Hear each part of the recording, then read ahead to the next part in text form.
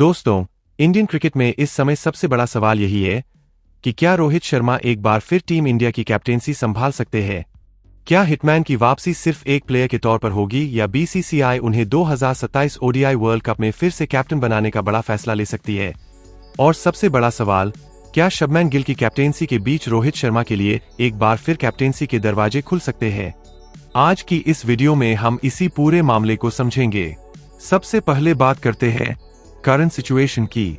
रोहित शर्मा ने T20 international से retirement ले लिए और अब उनका फोकस ओडीआई क्रिकेट पर है। 2027 वर्ल्ड कप भी ओडीआई फॉर्मेट में ही खेला जाना है। हाल ही में इंग्लैंड के खिलाफ ओडीआई सीरीज में रोहित ने शानदार कमबैक करते हुए लॉर्ड्स में 138 रन की बड़ी इनिंग्स खेली थी। इस परफॉर्मेंस ने एक बार फिर साबित कर दिया कि रोहित शर्मा को इतनी जल्दी खत्म मानना सही नहीं होगा। लेकिन कैप्टेंसी का मामला थोड़ा अलग है।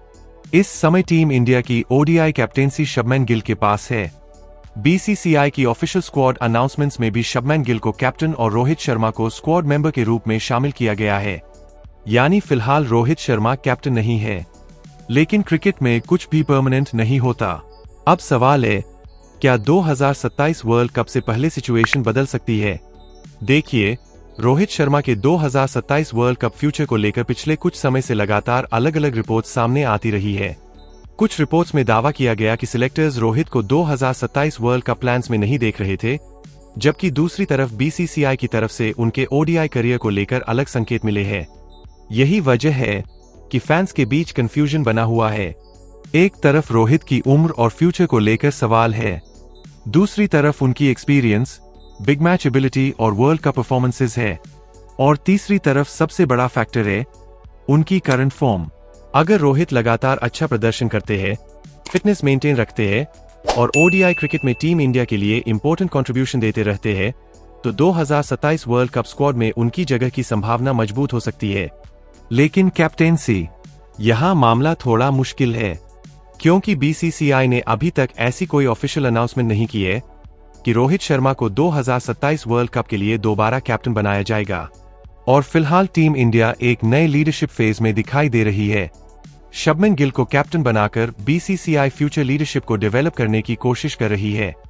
लेकिन अगर आने वाले समय में रोहित शर्मा की फॉर्म जबरदस्त रहती है, टीम इंडिया को उनकी लीडरशिप की जरूरत महसूस होती है और मैनेजमेंट को लगता है कि वर्ल्ड कप जैसे बड़े टूर्नामेंट में उनका एक्सपीरियंस बहुत ज्यादा वैल्यूएबल हो सकता है, तो क्या रोहित को कैप्टेंसी वापस मिल सकती है।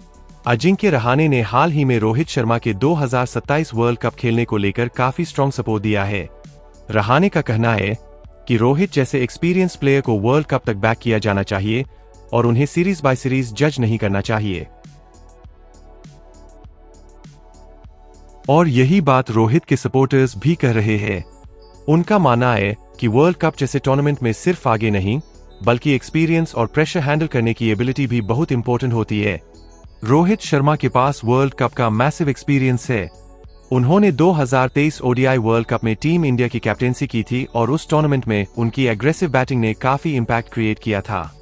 इसलिए अगर रोहित 2027 तक अपनी फिटनेस और फॉर्म बनाए रखते हैं, तो टीम इंडिया के लिए उनका एक्सपीरियंस बहुत बड़ा एसेट हो सकता है। लेकिन दूसरी तरफ सिलेक्टर्स को फ्यूचर भी देखना होगा। अगर शुभमन गिल लगातार अच्छा कैप्टन बनते हैं, टीम इंडिया को रिजल्ट्स मिलते हैं और मैनेजमेंट उन्हें 2027 वर्ल्ड कप तक लीड करने के लिए तैयार करता है, तो रोहित की कैप्टेंसी में वापसी मुश्किल हो सकती है। इसलिए पूरा मामला सिर्फ रोहित शर्मा की इच्छा पर डिपेंड नहीं करेगा। अब सबसे इंपॉर्टेंट बात, क्या रोहित शर्मा 2027 वर्ल्ड कप खेलेंगे? इस सवाल पर भी अभी फाइनल ऑफिशियल कंफर्मेशन नहीं है। बीसीसीआई सेक्रेटरी देवजीत सैकिया ने रोहित और विराट कोहली के 2027 वर्ल्ड कप फ्यूचर को लेकर कहा था कि ये स्ट्रेटेजिक डिस्कशंस है और उन्हें पब्लिकली डिस्क्लोज नहीं किया जा सकता। वहीं जुलाई में BCCI vice president Rajiv Shukla ने रोहित के रिटायरमेंट रूमर्स को खारिज करते हुए कहा था कि उनके रिटायरमेंट का सवाल ही नहीं है। और रोहित खुद भी रिटायरमेंट स्पेकुलेशन के बीच अपने क्रिकेट पर फोकस करने की बात कर चुके हैं। मतलब साफ है, रोहित शर्मा की कहानी अभी खत्म नहीं हुई है, लेकिन कैप्टेंसी की कहानी अभी शुरू भी नहीं हुई है। अगर रोहित 2026 और 2027 में लगातार शानदार ओडीआई क्रिकेट खेलते हैं, तो फैंस के बीच कैप्टेंसी की डिमांड जरूर बढ़ सकती है। लेकिन अगर शुभमन गिल अपनी कैप्टेंसी में टीम इंडिया को स्ट्रॉन्ग रिजल्ट्स देते हैं, तो बीसीसीआई शायद लीडरशिप चेंज करने के बजाय गिल को ही कंटिन्यू करना पसंद करे। इसलिए मेरी नजर में अभी सबसे रियलिस्टिक सिनारियो यही है कि रोहित शर्मा पहले अपने परफॉर्मेंस से 2027 वर्ल्ड कप की जगह मजबूत करें, क्योंकि अगर रोहित टीम में ही नहीं होंगे तो कैप्टेंसी का सवाल ही नहीं उठता। लेकिन अगर हिटमैन बल्ले से लगातार धमाका करते रहे, बिग मैचेस में मैच विनिंग परफॉर्मेंसेस देते रहे और टीम इंडिया को उनकी लीडरशिप की जरूरत महसूस हुई, तो फिर 2027 वर्ल्ड कप से पहले एक बहुत बड़ा ट्विस्ट देखने को मिल सकता है। क्या पता वही रोहित शर्मा, जिन्हें कुछ समय पहले रिटायरमेंट की खबरों से जोड़ा जा रहा था, 2027 में एक बार फिर टीम इंडिया की लीडरशिप करते हुए नजर आएं। लेकिन फिलहाल याद रखिए, रोहित शर्मा को 2027 वर्ल्ड कप के लिए दोबारा कैप्टन बनाए जाने की कोई ऑफिशियल कंफर्मेशन नहीं है। यह सिर्फ एक पॉसिबिलिटी और डिस्कशन है।